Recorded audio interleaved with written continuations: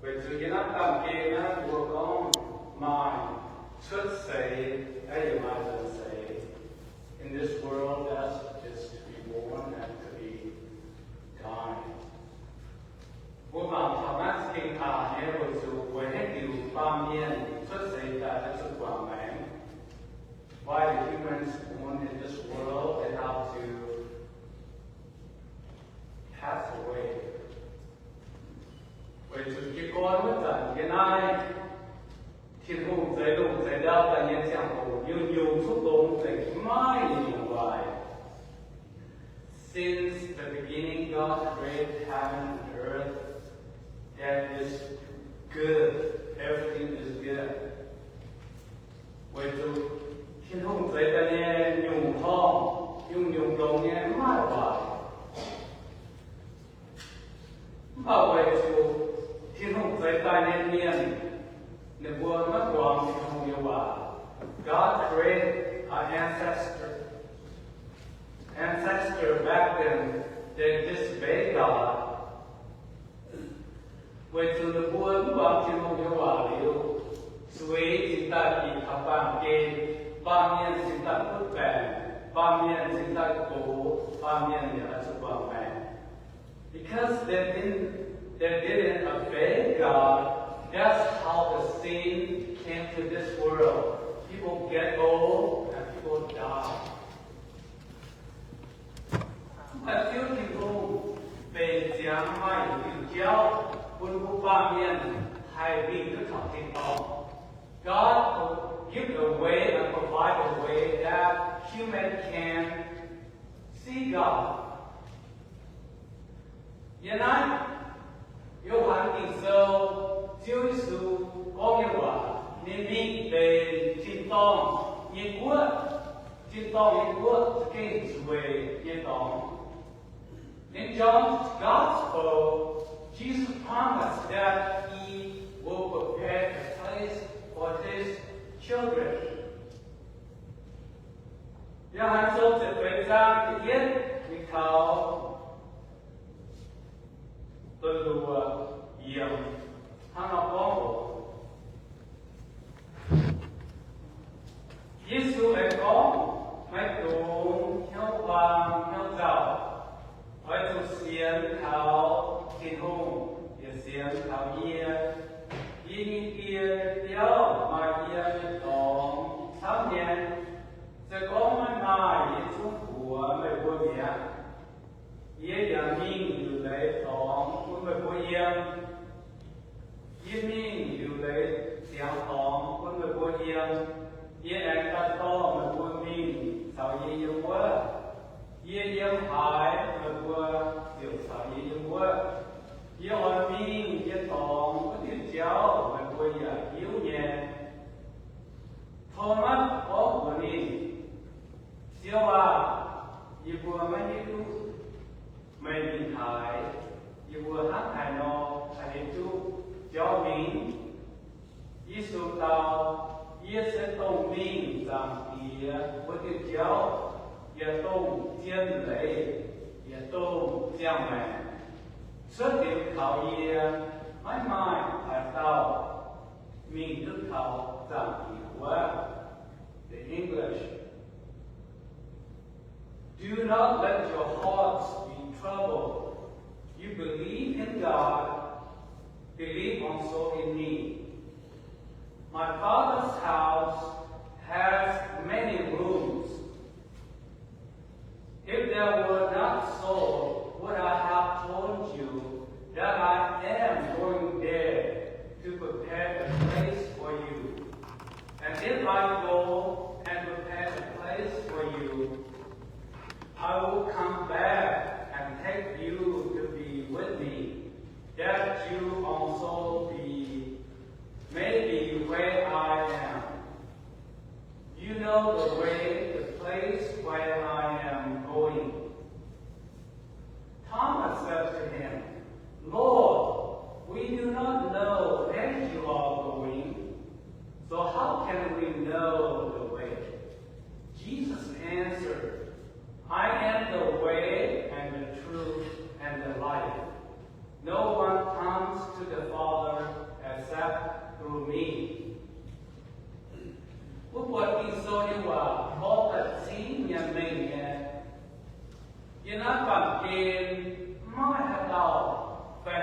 miên vì thức thảo giảng điều phải trình tông.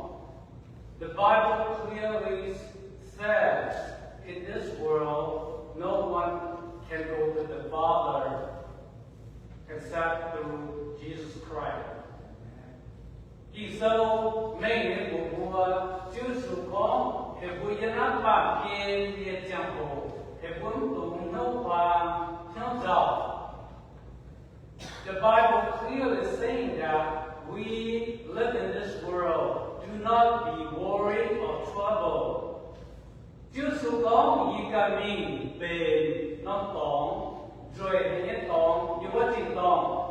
Jesus go and prepare a place we call heaven or heaven home. Tông nó tỏng sẽ có bao nhiêu gì mà mất của nhà mất dù. That place our human minds cannot comprehend. You cannot see, you cannot touch. Vì dù Giêsu Thiên Hữu yên đến tông là sinh sẽ yên lòng bản kê sẽ yên cùng bài hàng kỳ yên tông. The heaven place is not in this world.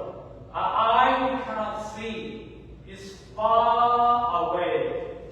Vô có cả hàng kiệt hoài nghe lùng giảm nghe hế tôi vô quả nghe tóm the far beyond the galaxy the heaven place tôi nói một tóm ấy rồi hay thứ số có mình đi về ta là quân đi phải chuối quân đi tốt quân đi xí yiem tiêu số Jesus said to go there and prepare that place for his children. When I'm got up on a young high, what banyan, what thing mama what, where me what towel, down there me what towel. You know that place your eye cannot see, you cannot touch, even the plane cannot reach to it. Well, how long have you what towel? Thomas got gone. Thomas is here still swimming. Baby swimming. You like can go. Even Thomas believed Jesus. He cares how can we go in there?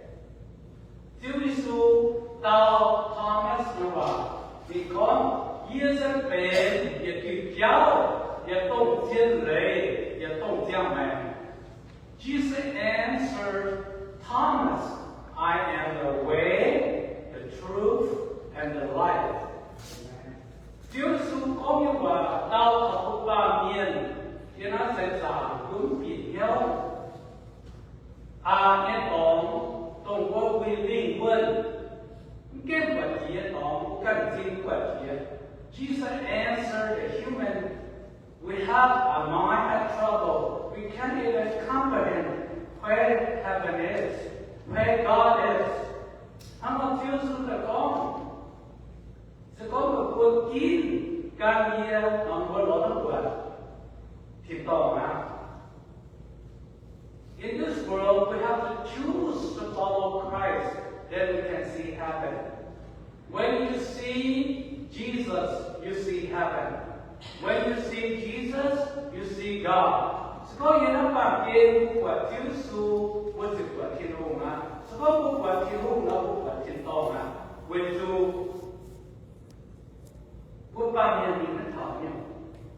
Hắn một bên ở sự ca miền nó sẽ rằng Chúa Giêsu có mai hùng tiền mai hùng giáo tổ tu ba miền đi linh quân mình thức thảo Thiên Tông. In this world, no other gods can lead you to heaven or to God's place. King, quốc bang hiện nay, quốc rất nặng của giang hoa nhau. See, our human minds, we can't even see tomorrow. What happened tomorrow? What's your life going to be tomorrow? What are you giang hoa see? Vừa giúp mình cái thảo, vừa chèo hồ tôi bị giả nát, vừa giúp mạng của giang nói. See our time right now, we're talking, we're standing, we don't even know tomorrow. cho nhiều time here. When you have to do the con, when you man have a mom what, when man has a towel, has a say, has a you. Can you tell your life, your future, or what happened tomorrow? You don't even know yourself tomorrow. When you don't wait, see, how do you do the con? When my towel, when sin your own life. 你只要你谁跟他谁讲，你光先怎样好 ？We can look at an example when sin that he lived his life in this earth for 70 years. 你因谁讲的这后人来真有慢慢咯，你都当家慢你的追，都管你挂夫，都管你挂花。For example, look at when sin. His life, he had joyful life. When Elder Wiki, with his victory, what Tallinn, what Tô Tallinn xiang zấy cháu, what Tao hai Tallinn mẹ nên nó sẽ trả, đi cho chiến thủ chúng ta trên nhiều. We heard his life in this world. He did many things in this world. But Tao Jiao Hu, Ye Jiao Hu, Jiao Hu Tao A, Ye Jiao Hu Tao A in. 你见没有？你见样你都教啊，你见样你都明啊。His life come to pass. The moment he had, he chose to follow Christ. He chose to follow Jesus. 你也干很精，你逃忙给你管你，都你去谁这路？你讲不记啊？你先就是啊。So he told me his last couple of weeks, his life, he says he wants to follow Christ. How can I follow God? How can I know God? Because here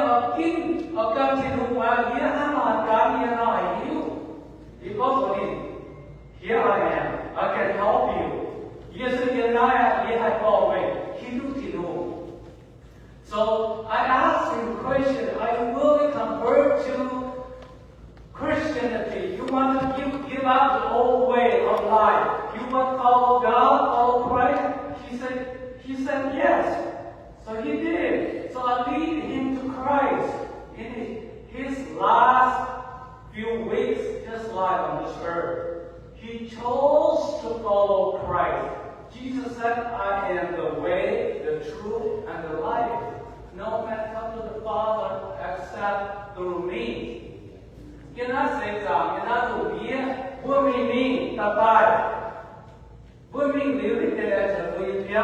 this world, you travel, you go work everywhere, but you come back to your home.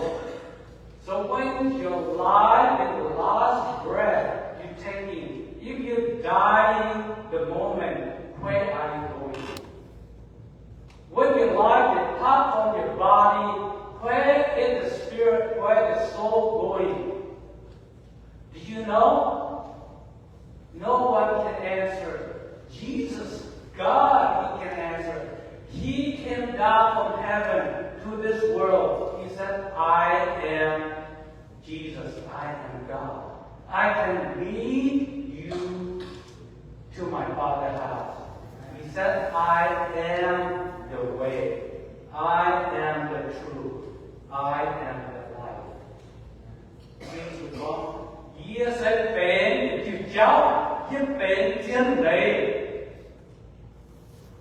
Ye mình cứ thảo giả đi quá. Hắn nói quần sĩ cho ông, mình hóa còn kim can chiếu su mẹ. Mình can chiếu su mẹ, yang cái su mẹ cháu, ye ở trong hóa rồi. Và chơi qua phương, ye trung tông về bốn cái xiên, Giêsu tự chiếu tế. For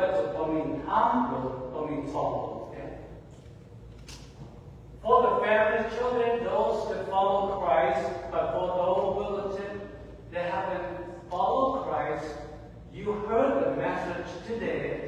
You go home and think about it. When the time comes, where are you going?